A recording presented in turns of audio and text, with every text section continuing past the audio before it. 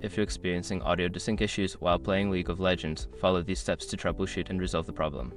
This guide will help you get your audio back in sync with the game. Step 1. Check audio settings. Open League of Legends and navigate to the audio settings in the options menu.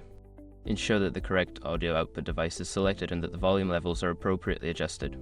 Step 2. Update audio drivers. Visit the website of your audio device manufacturer and download the latest drivers for your sound card.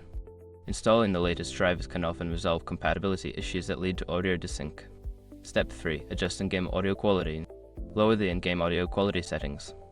Sometimes high-quality audio settings can cause performance issues. Test the game with lower settings to see if it resolves the desync. Step 4. Disable background applications. Close any unnecessary applications running in the background that may be using audio resources. This includes music players, voice chat applications, or any other software that may interfere with the game's audio. Step 5. Restart the game and system. After making the above changes, restart League of Legends and, if necessary, reboot your computer.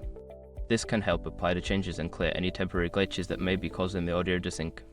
By following these steps, you should be able to fix the audio desync issues in League of Legends. If the problem persists, consider reaching out to support forums or the game's customer service for further assistance.